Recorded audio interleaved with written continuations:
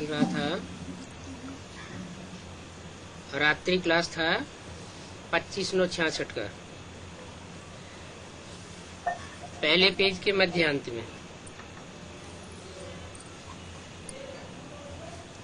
बात चल रही थी कि आगे चल के पता चलेगा और ये चित्र अखबार में भी डालेंगे। सीढ़ी के चित्र की बात हो रही थी। कपड़े पर 8 चित्र भी छप जाएं तो बाबा मशीन बिलायत में भेज दें।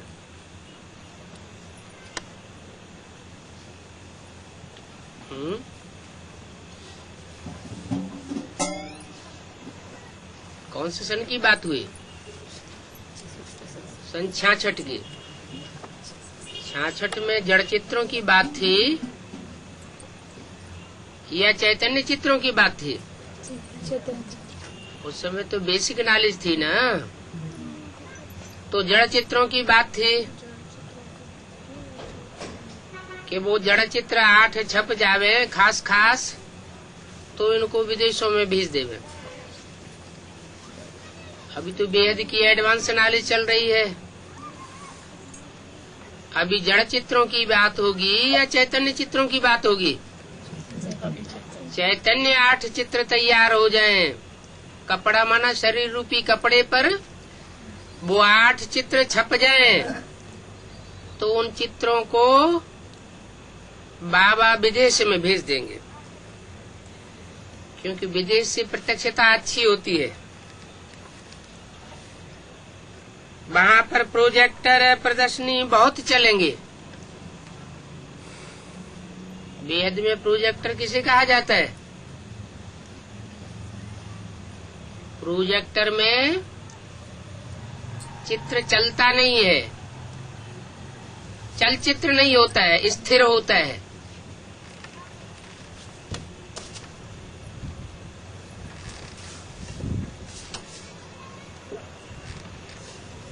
तो वो प्रोजेक्टर चित्र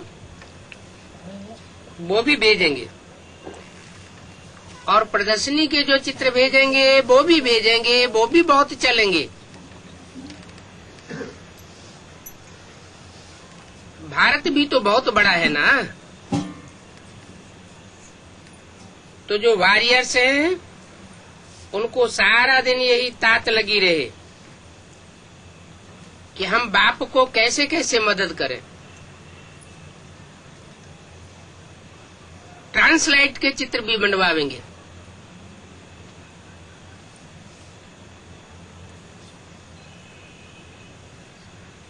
इस दुनिया में भी, रावण की दुनिया में भी, जब इब्राहिम, बुद्ध, क्राइस्ट, गुरु नानक के ट्रांसलाइट के चित्र हो सकते हैं, चैतन्य चित्र, वो तो खास खास धर्म पिताएं थे। तो ब्राह्मणों की संगमी दुनिया में ऐसे ट्रांसलाइट के पारदर्शक चित्र नहीं बन सकते क्या? बाप कहते हैं ये चित्र बन जाने चाहिए, बच्चों को जरूर मददगार बनना है। ट्रांसलाइट के भी चित्र बनावेंगे। ये याद रखना है कि हम संगम युगी हैं। संगम युग में चारों युगों की शूटिंग होती है।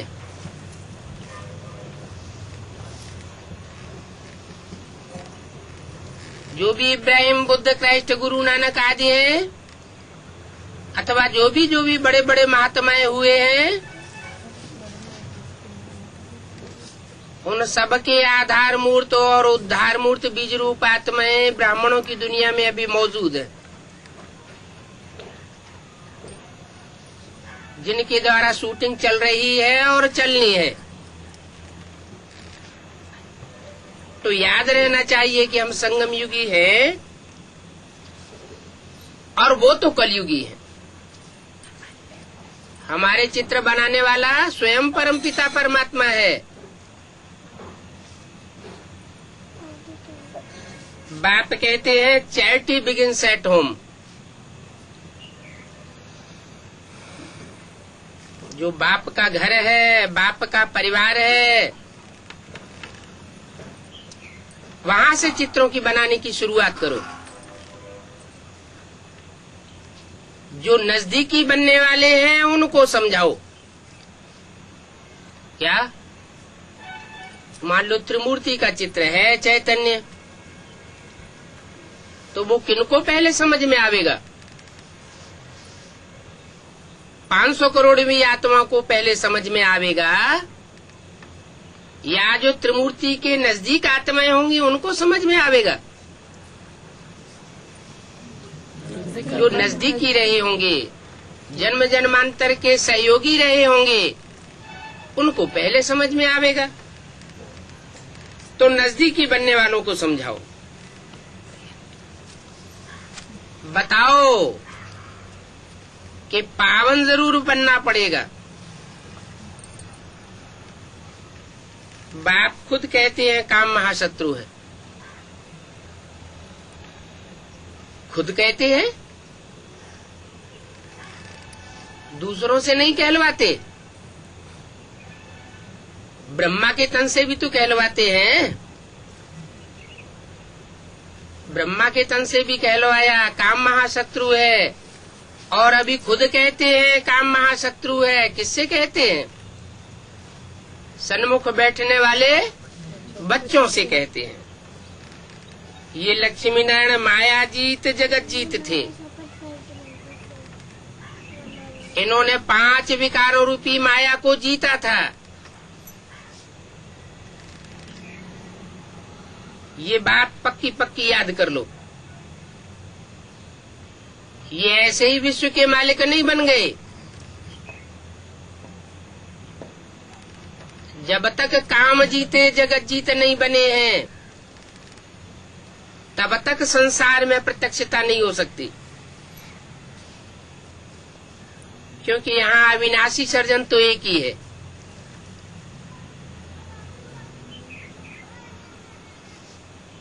वो सर्जन होते हैं, उनका तो विनाश हो जाता है। ये अविनाशी सर्जन है, उनको संग का रंग लगता है, इसको संग का रंग नहीं लगता है। ये रूहानी सर्जन है, और बीमारी पतित पने की है। जो पतित पने की बीमारी वाले हैं, उनको ही आकर के पावन बनाते हैं।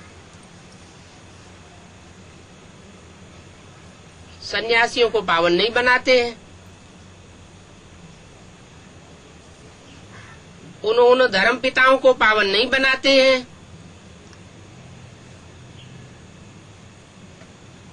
तुम बच्चे जो बहुत पतित बन पड़े, पूरे 84 जन्म लेने वाले हो, उनको ही आकर के पावन बनाते हैं। इस जन्म में कर्म भोग चुकतू करना है। अभी कोई अगला जन्म नहीं आने वाला है।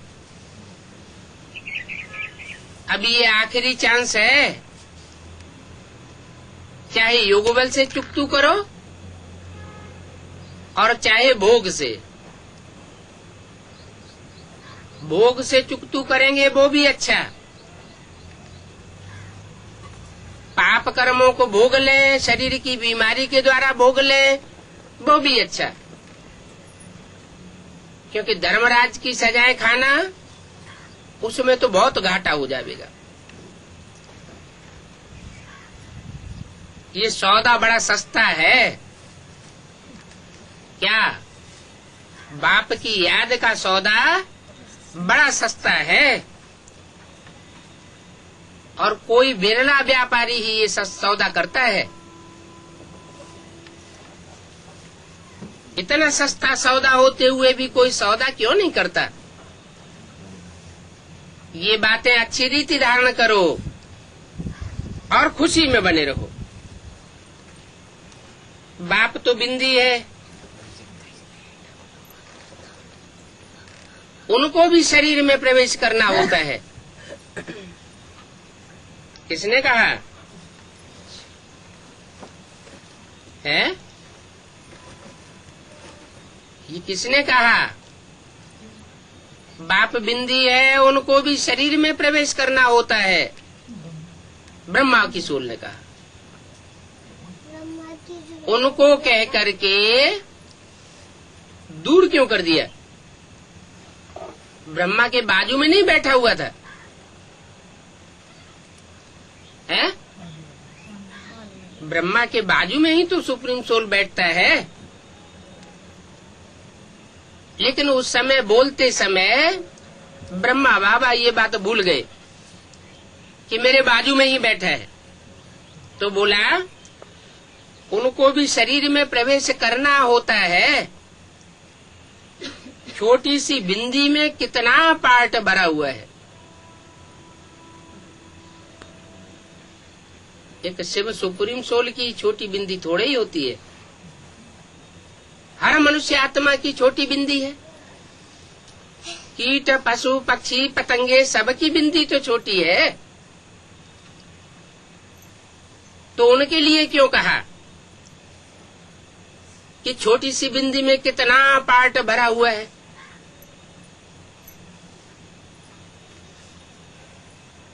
जो जितना ही सूक्ष्म होता है वो उतना ही पावरफुल होता है, और जितना ही पावरफुल होता है उतना ही ऑलराउंड पार्टधारी होता है।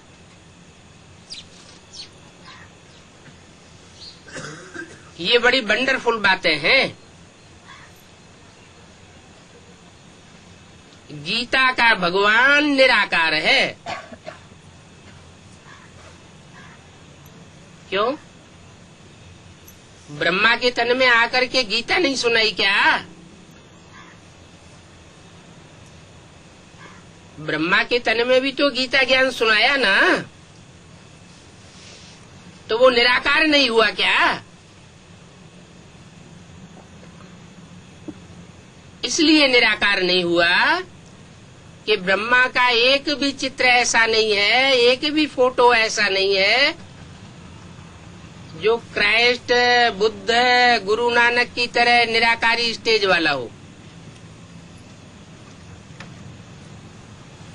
बिंदी बिंदी आत्माएं तो सब बिंदी है, निराकारी है। लेकिन जब वो शरीर में प्रवेश होके प्रत्यक्ष होती है तब कहा जाता है ये निराकारी है, ये साकारी है। साकारी स्टेज है और चेहरे की स्थिति वो स्पष्ट नजर आती है, और निराकारी स्टेज है और उन धर्म पिताओं की, क्योंकि पिता को बीज कहा जाता है, बीज माना निराकार, वो चेहरा अलग दिखाई पड़ता है। तो गीता का भगवान भी निराकार है।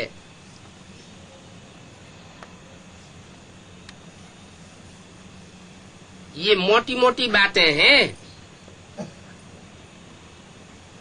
ये कोई नहीं जानते हैं और समझते भी नहीं है कि आत्मा बिंदी है। बाप ही आकर के बताते हैं कि तुम्हारी आत्मा ज्योति बिंदु है। भले तुम जन्म जन्मांतर से टीका लगाते चले आए, बिंदी लगाते चले आए, लेकिन तुमको ये पता नहीं था कि आत्मा ज्योति बिंदु है। और उस ज्योति बिंदु आत्मा में रिकॉर्ड के मुआफिक इतना भारी पार्ट भरा हुआ है। ये गुह्य पॉइंट्स फट से नहीं समझाई जाती है क्या? पहले बेसिक नॉलेज में इतना ही बताया जाता है तुम आत्मा ज्योति बिंदु हो। इस ज्योति बिंदु आत्मा में 84 जन्मों का कैसे कैसे पार्ट भरा हुआ है ये तुरंत बताने की चीज नहीं है। प्रैक्टिस करते करते अंत में ये पता चलता है कि मेरी आत्मा में कौन कौन जन्मों में किस किस तरह का पार्ट भरा हुआ है। किस देश विशेष में मैंने आत्मा ने पार्ट बजाया है, किन व्यक्ति विशेषियों विशेष के साथ ये पार्ट बजाया गया है, ये बाद में बातें समझाई जाती हैं। अच्छा, बच्चों को गुड नाइट। ये है प्रातः क्लास 9 अक्टूबर 1966 का। रिकॉर्ड चला है, बदल जाए दुनिया न बदलेंगे हम। क्या क्या कहा? नहीं बदलेंगे? माने कामी क्रोधी लोभी मोही अहंकारी बने रहेंगे? हैं? ऐसे ही बने रहेंगे? सारी दुनिया बदल जाए है? जो आत्मिक स्थिति क्या है उससे नहीं बदलेंगे। आत्मिक स्थिति से बदलेंगे नहीं। माना बाप से जो अंजाम किया है कि बाबा जब आप आवेंगे तो हम आपके ही बन करके रहेंगे। इस बात में चाहे दुनिया भले बदल जाए लेकिन हम नहीं बदलेंगे। बच्चों ने गीत की 2 लाइन सुनी।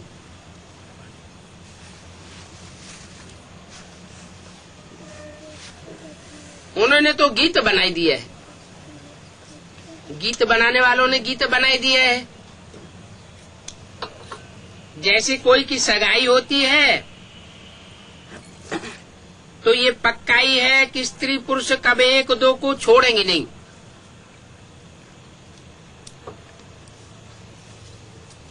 अग्नि को साक्षी मान करके ये प्रतिज्ञा कराते हैं कि हम एक दूसरे के साथ जीवन भर निभावेंगे। कोई विरला ऐसा होता है जिनकी आपस में नहीं बनती है तो छोड़ भी देते हैं, लेकिन भारतवर्ष में तो मोस्टली निभाते हैं। यहाँ तुम बच्चे किसके साथ प्रतिज्ञा करते हो? वो तो 63 जन्म मनुष्यों ने मनुष्यों के साथ प्रतिज्ञा की,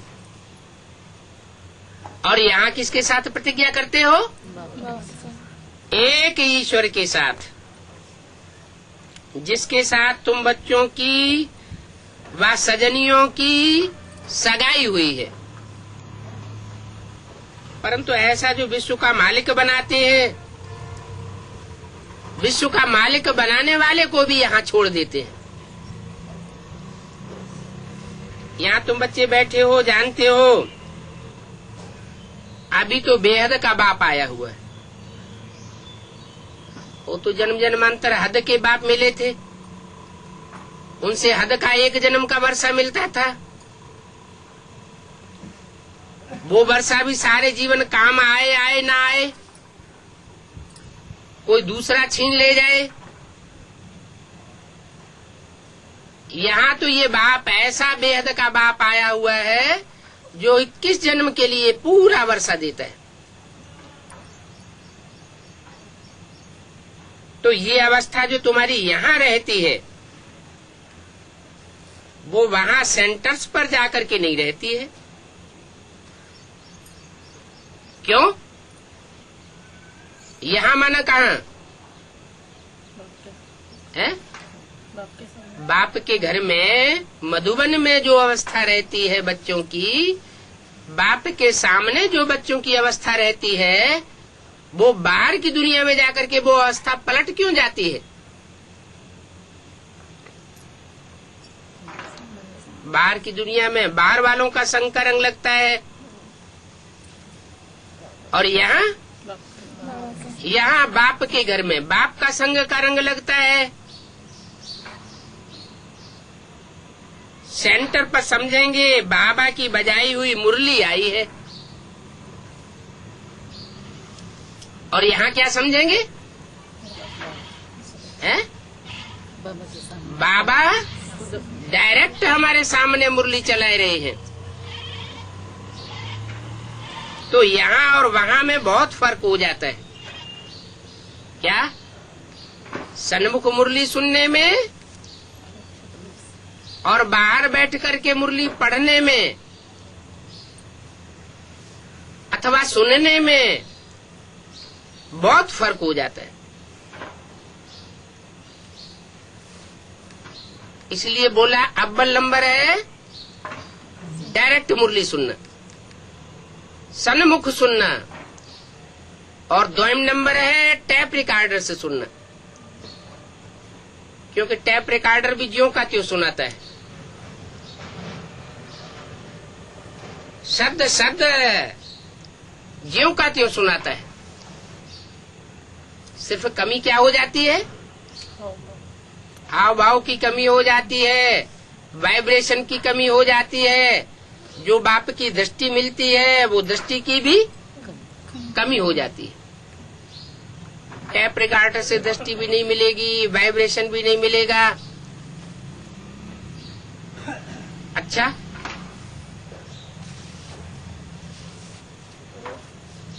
टीवी में तो दृष्टि भी मिलती है,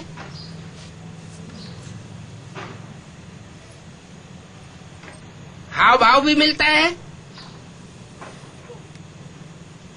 फिर सन्मुख में और टीवी में क्या अंतर पड़ता है? वाइब्रेशन डायरेक्ट नहीं मिलेगा। तो टीवी को गुड सेकंड क्लास कह दो, टैप रिकॉर्डर को सेकंड क्लास कह दो, और सन्मुख को फर्स्ट क्लास मुरली कहेंगे। फिर भी फर्क बहुत हो जाता है, क्योंकि यहाँ बेहद के बाप दादा के तुम सन्मुख बैठे हो।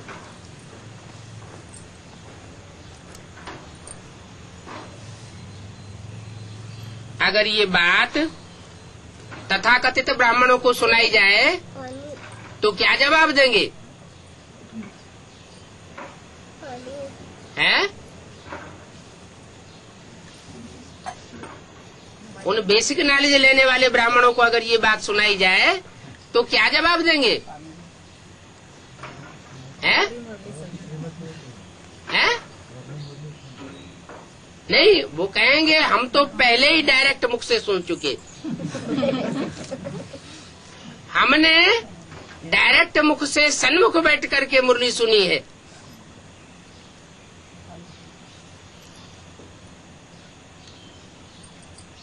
और तुमको हमसे सुनना चाहिए। क्यों? तो हम बच्चे क्या जवाब देंगे? हैं? उन्होंने तो अपना झंडा ऊंचा कर दिया, हम पहले ही सुन चुके हैं डायरेक्ट मुरली। हैं? हम अभी सन्मुख सुन रहे हैं। नहीं, फिर तुम तो बाद में सुन रहे हो ना।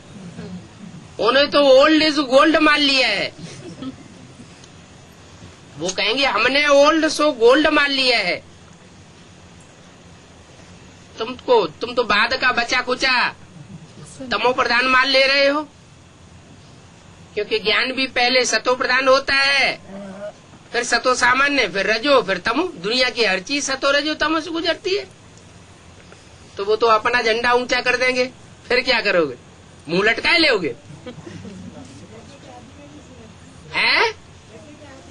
हाँ, आप कहेंगे हमने यज्ञ के आदि में डायरेक्ट बाप से सुना था, और जो आदि में सुना सो अंत में भी सुन रहे हैं। आदि में भी हमने फर्स्ट क्लास माल लिया था, और अंत में भी फर्स्ट क्लास माल हम ले रहे हैं। तो अपना झंडा नीचा नहीं करना चाहिए, नशा रहना चाहिए कि हम डायरेक्ट बाप से सुनते हैं। उन्होंने तो फिर भी माँ से सुना। किससे सुना? माँ के स्वरूप नाम ही था ब्रह्मा, बड़ी माँ। माँ से तो वर्षा नहीं मिलता, और हम जिससे सुनते हैं वो डायरेक्ट बाप सुनाता है। जो भी ज्ञान रतन हमको सुनाता है वो ज्ञान रतन जन्म जन्मांतर के लिए स्थूल रतन बन जाएंगे। क्योंकि यहाँ जितना जो ज्ञान रत्नों को धारण करता है वो धारण करने वाला बड़ा बनता है। यहाँ बड़े और छोटे की क्या पहचान? वहाँ बेसिक नॉलेज में तो बड़े और छोटे की यह पहचान कि जो पुराना ज्ञान में चल रहा है वो बड़ा है, दीदी दादी दादा है। और यहाँ बड़ा कौन? जो ज्ञान में बड़ा, धारणा में बड़ा, सो बड़ा ठहरा।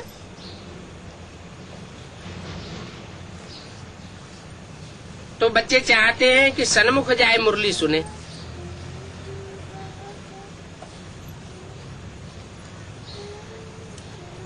क्या?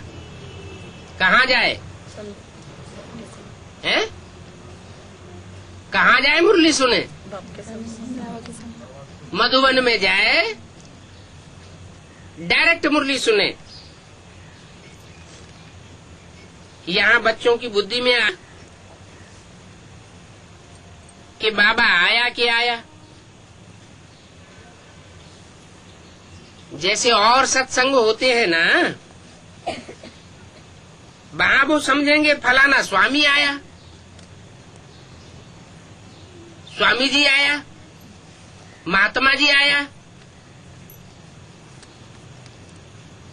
परंतु वहां तो ख्यालात भी सबकी एक जैसी नहीं होगी। कईयों का तो बुद्धियोग और तरफ भटकता रहता है।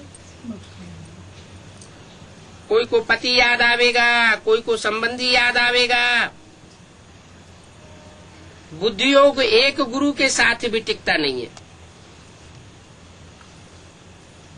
कोई बिरला होगा, बिरला भक्त होगा जो स्वामी जी की याद में बैठा होगा।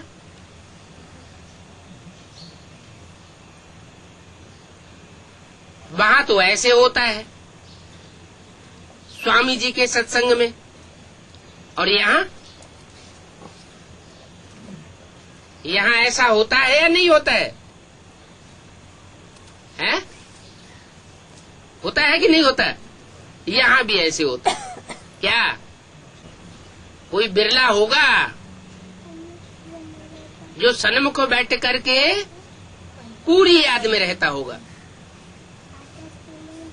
ऐसे नहीं कि यहाँ सब बैठे बैठे शिव बाबा की याद में रहते हैं। बुद्धि योग इधर उधर नहीं भटकता है, दृष्टि इधर उधर चंचल नहीं होती है। उन सत्संगों में भी ऐसे होता है, यहाँ भी ऐसे होता है। बुद्धि कहाँ की कहाँ दौड़ जाती है। वहां भी बुद्धि भटकती है, यहाँ भी बुद्धि भटकती है। मित्र संबंधी याद आते रहेंगे। सारा समय एक ही शिव बाबा की याद रहे, फिर तो अहो सौभाग्य। स्थायी याद में कोई विरला होगा जो रहता होगा।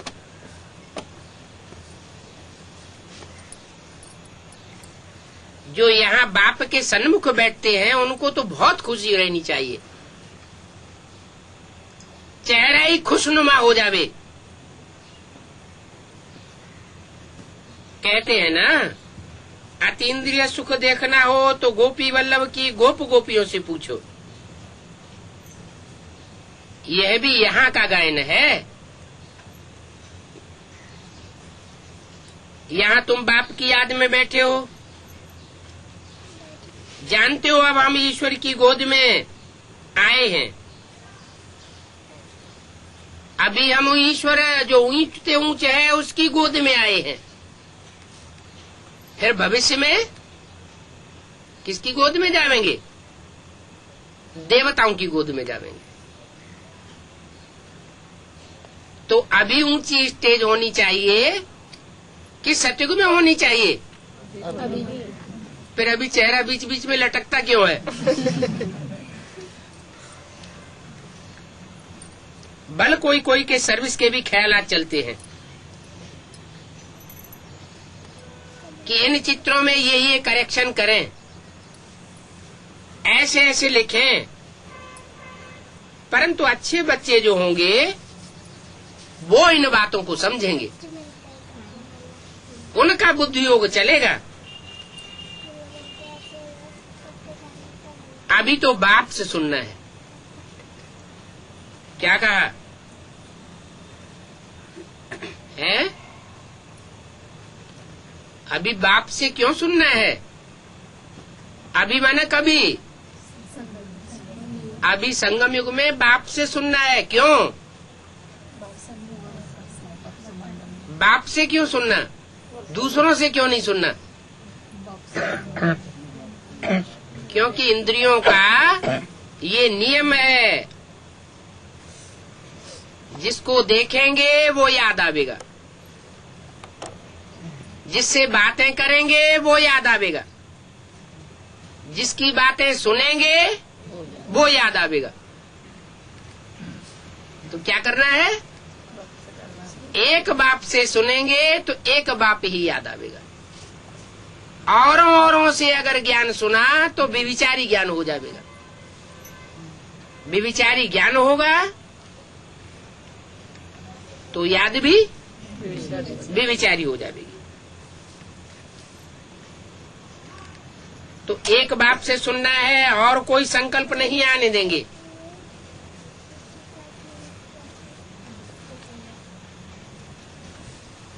बाप ज्ञान रत्नों से झोली भरने के लिए आए हैं। क्या? हाँ, वो लौकिक बाप तो नोटों से झोली भर देंगे, प्रॉपर्टी से भर देंगे। ये बाप सिर्फ ज्ञान रत्नों से झोली भरते हैं। तो पेट भरता है या पीठ से लग जाता है? हैं? कहते हैं प्रैक्टिकल में तो कुछ मिलता नहीं। बातों बातों से कहीं पेट भरता है? हैं?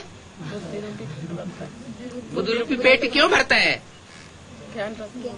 उस दुनिया में कोई बातें बनाए। आज के नेताएं लोग बहुत बातें बनाते हैं, धर्मगुरु लोग बहुत बातें बनाते हैं। तो पेट भरता है या पीठ से लग जाता है? पब्लिक का क्या हाल हो रहा है? हैं? अरे पब्लिक की खुशी बढ़ रही है या घट रही है? घट रही है। बुद्ध रूपी पेट पीठ से चिपकता जाता है। और बाप ऐसा क्या सुनाते हैं जो खुशी बढ़ जाती है? हैं? सृष्टि का आदि मध्य अंत का राज समझाते हैं। वो झूठ सुनाते हैं और सत्य बाप आकर के सच्ची बातें बताते हैं। ये अंतर है। बाप ज्ञान रत्नों से झोली भरने आए हैं तो बाप से ही बुद्धि का योग लगाना है। नंबरवार धारणा करने वाले तो होते ही है। कोई अच्छी रीति सुन करके अच्छी धारणा करते हैं, कोई कम धारणा करते हैं। अगर सुनते समय बुद्धि योग, दृष्टि योग और तरफ भागता रहा, बाप साहब सुना रहे हैं और कोई आपस में कानाफूसी करना शुरू कर देते तो उनका क्या हाल होगा? है? अगर बुद्धि योग और तरफ दौड़ता रहेगा तो जो बाप ज्ञान रतन देते हैं उन रत्नों की धारणा ही नहीं होगी।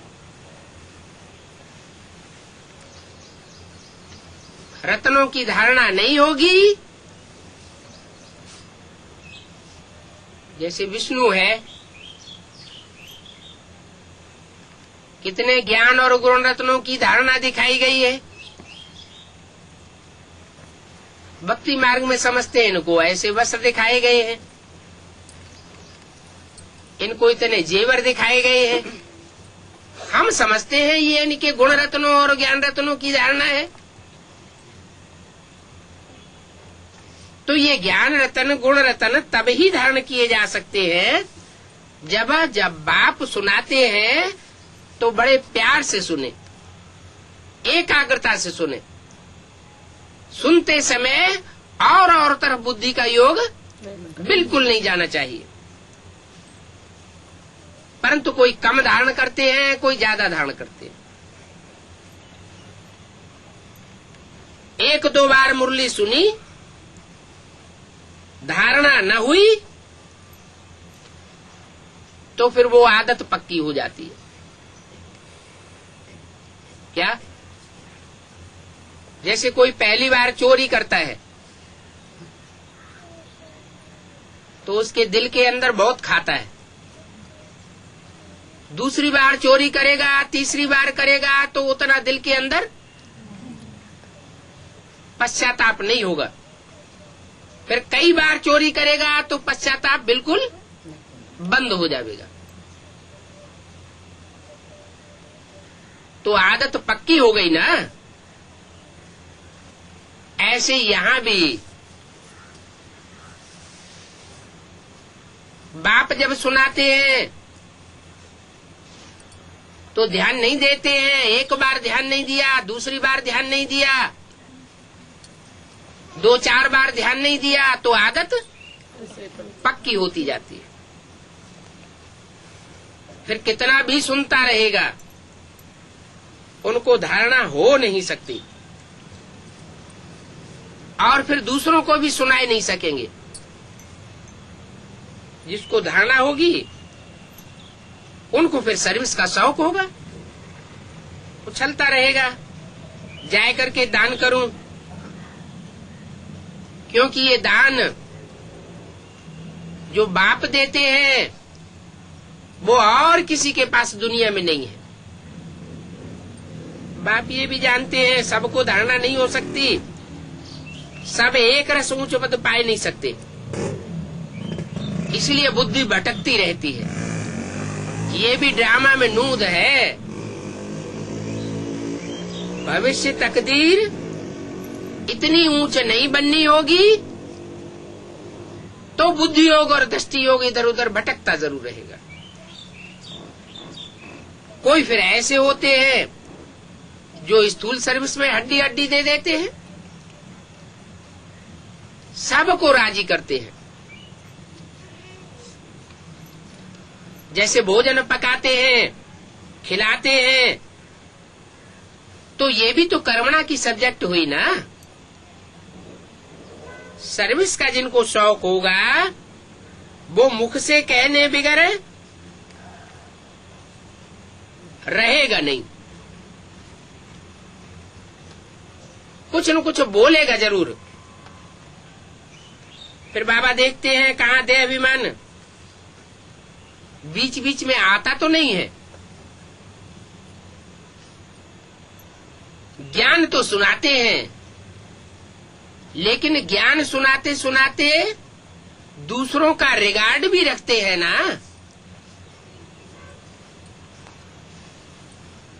मान लो कोई को एडवांस ज्ञान मिला और बहुत फोर्स में आ गया, बहुतों को ज्ञान सुनाए रहा है। बाई चांस बेसिक नॉलेज की दीदी या दादी सामने आ गई, उनको भी बड़े फोर्स से ज्ञान सुनाना शुरू कर दिया। सुनाते समय ये ध्यान ही नहीं रहा कि जो हम सुनाए रहे हैं इससे उनका अपमान तो नहीं हो रहा है। तो सर्विस होगी या डिसर्विस होगी? डिसर्विस हो जाएगी। जो देने वाला है या जो सेवाधारी है उसको झुक करके सेवा करनी चाहिए।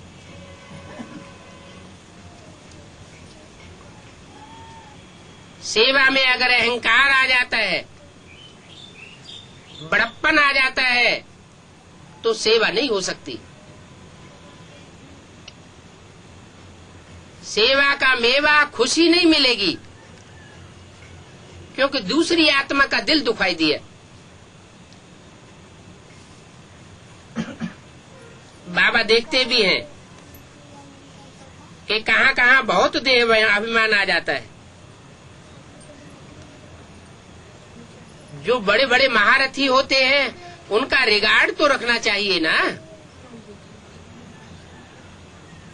ऐसे नहीं हम तो बाबा के बच्चे हैं, फिर भी नंबरवार 1-2 को रिकॉर्ड रखना होता है। हाँ, कोई छोटा भी होशियार हो जाए तो हो सकता है आगे चल करके जो बड़े बड़े हैं उनको उसका रिगार्ड रखना पड़े। क्या कोई छोटा नया नया ज्ञान में आया और ज्ञान में अगर तीखा हो जाता है और धारणा भी अच्छी करता है, देहंकार भी नहीं आता है, निरहंकारी बन करके रहता है, तो हो सकता है जो आज के दीदी दादी दादाएं हैं उनको भी आगे चल करके उसका रिगार्ड रखना पड़े, क्योंकि उनकी बुद्धि गैलप कर रही है। सर्विस का शौक देख करके बाप तो खुश होंगे ना। बाप तो उन बच्चों को याद करते हैं जो सर्विसेबल होते हैं। ये तो बड़ी अच्छी सर्विस करेंगे।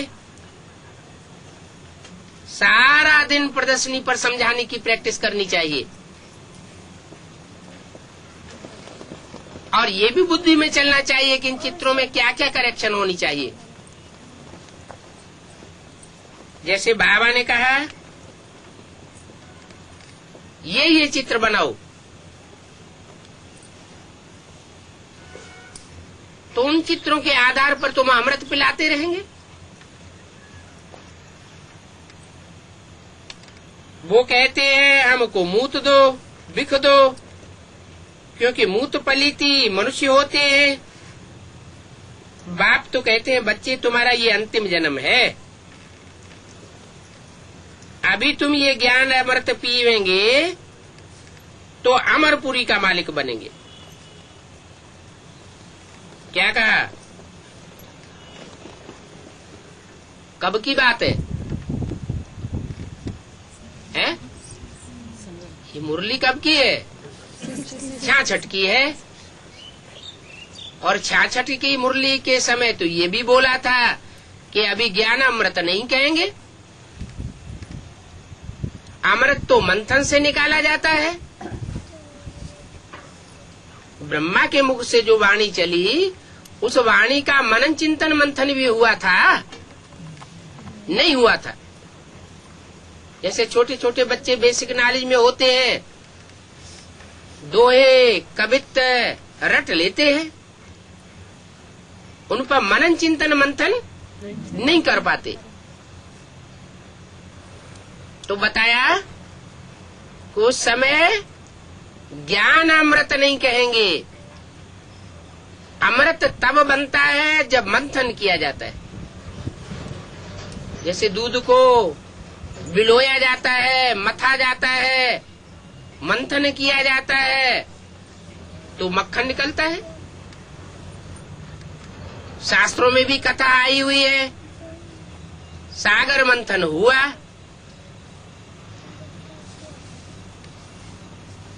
तो इसका क्या मतलब हुआ? सागर कौन सा? ज्ञान का सागर। जो भी ज्ञान का सागर ने ब्रह्मा मुख से ज्ञान दिया है, उस ज्ञान सागर का जब तक मंथन न हो एक एक महावाक्य का, तब तक वो अमृत नहीं बन सकता।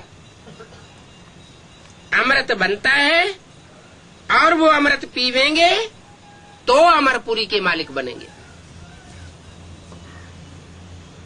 नहीं तो उस समय ब्रह्मा सरस्वती भी अमृत पीते थे क्या?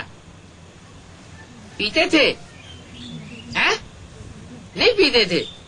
अच्छा, दीदी दादियों के सामने ये बात कहना। क्या है? क्यों हम राधे मम्मा और दादा लेखराज ब्रह्मा ज्ञानम अमृत नहीं पीते थे?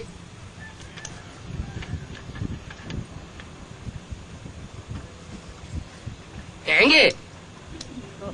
नहीं कहेंगे? अभी तो समझा सकते हैं ना, बात तो समझ में आ गई ना कि देखो मुरली में तो ऐसे ऐसे बोला है कि अभी ज्ञान अमृत नहीं कह सकते, जब मनन चिंतन मंथन करेंगे एक एक पॉइंट का, तो उसको क्या कहेंगे? ज्ञान अमृत। तो वो उस समय अमृत रस नहीं निकला था, सागर का मंथन नहीं हुआ था। भले 65 में मम्मा ने शरीर छोड़ दिया, बाबा ने शरीर छोड़ दिया, लेकिन वो अमरपुरी के मालिक नहीं बन सके, शरीर छूट गया। और तुम बच्चे तो अमरपुरी के मालिक बनते हो। कैसे? तुम ज्ञान अमृत पीते हो, जो मंथन करके निकाला गया है। वो अमृत रस पीने से तुम अमर बन जावेंगे। कैसे अमर बन जावेंगे? कि माया तुमको मार नहीं सकती। क्या? अनिश्चय बुद्धि बना ही नहीं सकती। अमरनाथ के बच्चे सब अमर बने होंगे। अगर पवित्र नहीं बनेंगे, ये भी शर्त है। क्या? अमरनाथ के बच्चे अमर तो बनते हैं, क्योंकि अमृत रस पीते हैं, लेकिन शर्त है, अगर पवित्र न बने तो क्या होगा? है? अमर नहीं बनेंगे। नहीं, अमृत रस तो पी लिया राहु ने, केतु ने। क्या? अमृत पी लिया ना राहु ने, तो अमर तो हो गया। हुआ कि नहीं?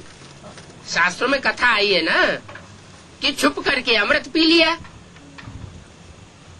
तो अमर तो बन गया, लेकिन पवित्र नहीं रहा, बुद्धि पवित्र नहीं रही, इसलिए राक्षस बन गया, नीच पद पाया। तो यहाँ भी अमृत रस तो पी लिया, लेकिन अगर पवित्र न बने तो चेहरा राक्षस राक्षसी का बन जाएगा। देवताएं जो 84 जन्म लेने वाले होते हैं, वो 84 जन्म लेने वाला ऊंच पद नहीं प्राप्त कर सकेंगे,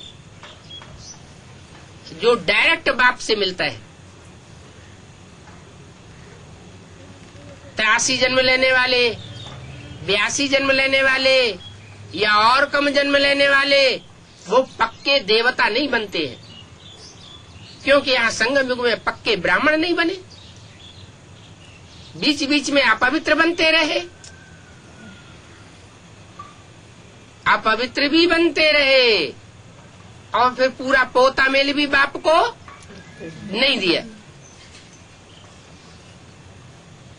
तो बाप कहते हैं साफ का खपन हो जाएगा।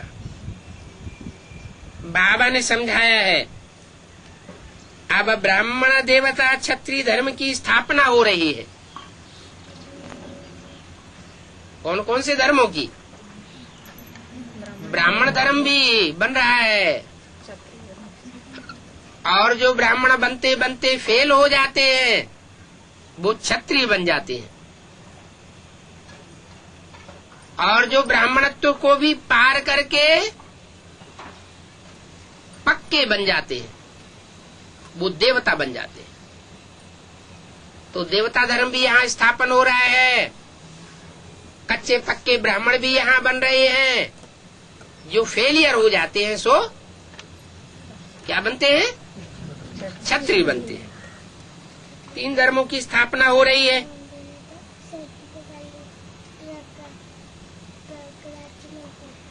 ब्राह्मण सो देवता बनेंगे,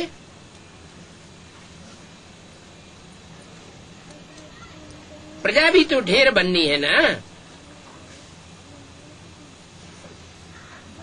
देवताएं तो बनेंगे, लेकिन उनमें भी कैटेगरीज है। कोई महाराजा बनेंगे, कोई राजा बनेंगे, कोई रानी बनेंगे, कोई राजघराने में ऊंच पद पाने वाले प्रिंस प्रिंसेस बनेंगे, कोई प्रजा बनेंगे।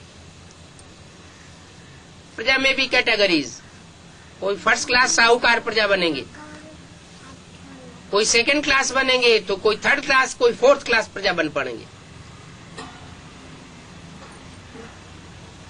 क्योंकि प्रजा भी तो ढेर बननी है ना।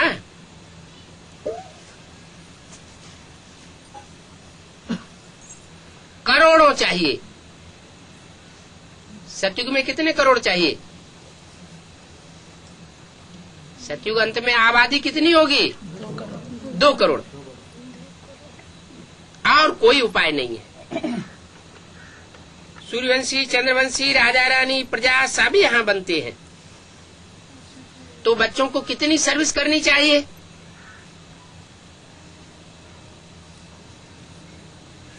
पर्सनल सेवा करेंगे, एक बैठ एक को समझावेंगे, तो उनको दृष्टि का भी फोर्स मिलेगा, वाइब्रेशन का भी फोर्स मिलेगा, वाचा का भी फोर्स मिलेगा, और आप भी विचारी फोर्स मिलेगा। तो प्रजा बनेगी या वारसदार बनेगा? वारसदार क्वालिटी निकलेगी। और एक बैठ अनेकों को समझावेगा तो क्या होगा? दृष्टि का फोर्स भी बढ़ जाएगा, वाइब्रेशन का फोर्स भी बढ़ जाएगा, वाचा का फोर्स भी बढ़ जाएगा। एक प्रश्न करेगा, दूसरा प्रश्न करेगा। एक के प्रश्न के जवाब में दूसरे को इंटरेस्ट नहीं आवेगा।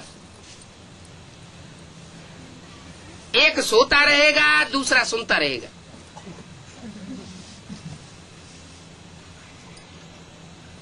तो आज के साधु संत महात्मा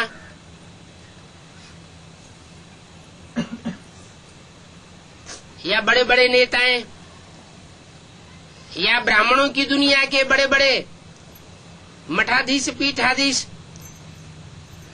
पैसा इकट्ठा करने के लिए हुजूम को ज्ञान देते हैं। बाप कहते हैं ये हुजूम की पब्लिक इकट्ठा करने की दरकार नहीं है। मैं तो अपने परिवार के बच्चों को पढ़ाता हूँ। बाहर की दुनिया को, लोगों को इकट्ठा करके अनेकों को बैठ करके एक साथ नहीं सुनाना चाहिए।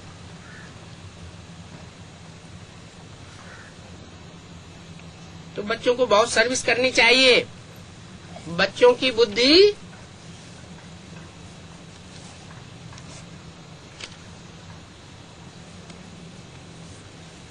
बहुत सालिम होनी चाहिए। अभी हम ब्राह्मण हैं, घर गृहस्थ में रहने से हर एक की अवस्था तो अपनी अपनी रहती है। क्यों? जब सभी घर गृहस्थ में रहते हैं तो एक जैसी अवस्था रहनी चाहिए। अलग अलग प्रकार की अवस्था क्यों हो जाती है? बल अवस्था नीचे ऊपर होती है तो भी घर बार छोड़ना नहीं है। बाप कहते हैं बल घर में रहो, परंतु बुद्धि में ये निश्चय रखना कि ये पुरानी दुनिया सब खत्म हुई पड़ी है। अभी हमारा तो बाप से काम है। भले हम घर गृहस्थ में रहते हैं तो भी ये घर गृहस्थ के जो भी संबंधी हैं वो अंत तक हमारा साथ नहीं देंगे। हमारा तो सिर्फ एक बाप, दूसरा न कोई, ये भी जानते हैं। कल पहले जिन्होंने ये ज्ञान लिया होगा वो ही लेंगे। सेकंड बाय सेकंड हूबहू रिपीट हो रहा है। आत्मा में इन बातों का ज्ञान तो रहता है ना। बाप के पास भी ज्ञान है तो तुम बच्चों को भी बाप जैसा बनना है। पॉइंट्स को धारण करना चाहिए। ऐसे तो नहीं कि सारे ही पॉइंट्स एक साथ समझाए देंगे।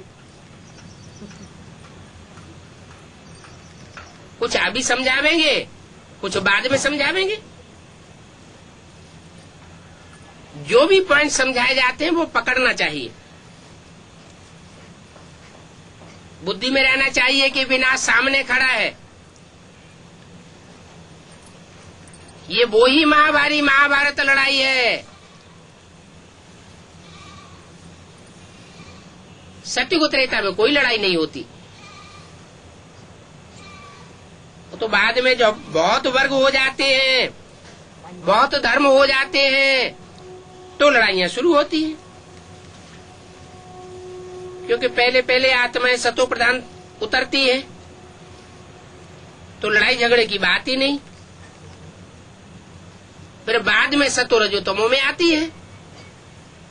जब तामसी बनती है तो आपस में लड़ती है। ये सब बातें बुद्धि में रखना है। बुद्धि में रखेंगे तो शूटिंग पीरियड में भी कैसे कैसे सतो प्रधान, सतो सामान्य, रजो और तमो बनते हैं, वो बात भी बुद्धि में आवेगी। बेसिक नॉलेज लेते हैं तो भी आदि में सात्विक,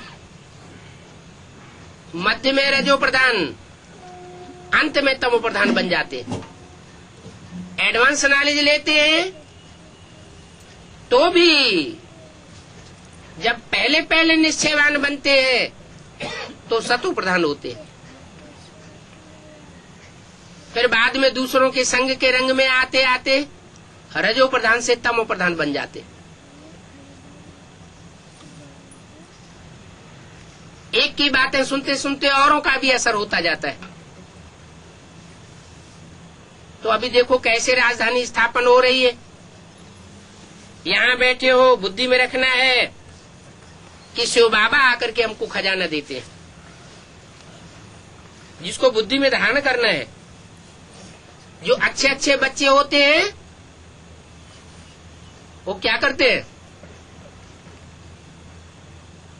हैं? बाप जो खजाना देते हैं उस समय अच्छे अच्छे बच्चे जो होते हैं वो क्या करते हैं? पूरा स्वीकार करते। नोट्स लेते हैं। क्या? नोट करते हैं, नोट्स लिखते हैं। नोट लिखना अच्छी बात है। खास खास बातों को जो अच्छी लगे उनको नोट करना चाहिए। जो नोट करेंगे तो उनकी बुद्धि में टॉपिक्स आते रहेंगे। आज हम इस टॉपिक पर समझावेंगे। बाबा कहते हैं हमने तुमको कितना खजाना दिया, जितना खजाना दिया उसको रिजर्व करके नहीं रखा क्या? सत्युग त्रेता में तुम्हारे पास अथाह धन था, फिर वाम मार्ग में जाने से कम हो गया। क्यों? कारण तो बताया, क्यों कम हो गया? वाम मार्ग क्या होता है?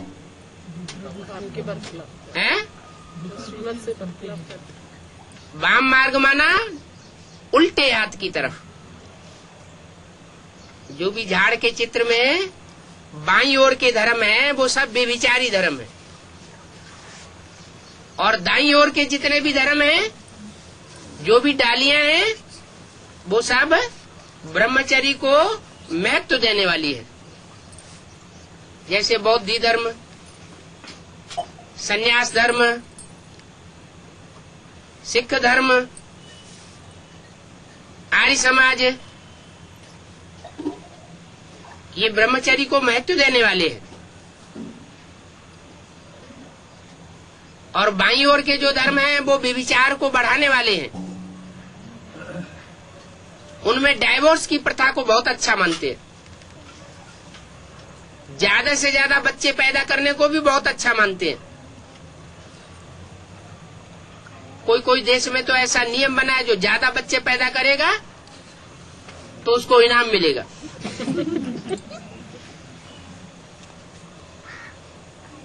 एक तो जानवरों को भी इनाम मिलना चाहिए। कुत्ते कुतिए तो जीत जाएंगे। बाप कहते तुम्हारे पास जो अथाह धन था वो वाम मार्ग में जाने से तुमको खत्म हो जाता है, खुशी भी कम हो जाती है। धन बहुत होता है तो खुशी बहुत होती है, धन कम हो जाता है तो खुशी उड़ जाती है। तो यहाँ भी ये ध्यान रखना है क्या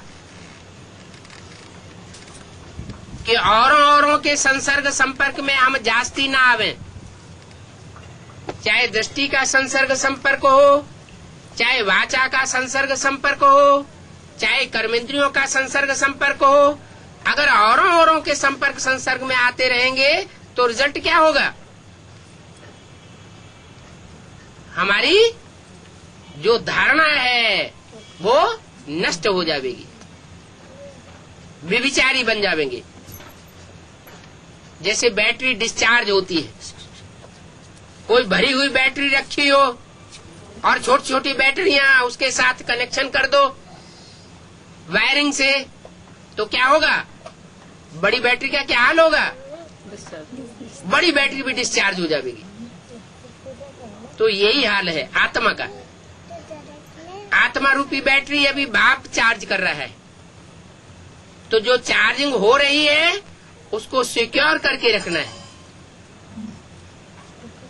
अगर अनेकों के संपर्क संसर्ग में आते रहे तो बैटरी डिस्चार्ज हो जाएगी, फिर दोबारा चार्ज करने के लिए मेहनत करनी पड़े। तो बहुत ध्यान रखना है। अच्छा, ओम शांति।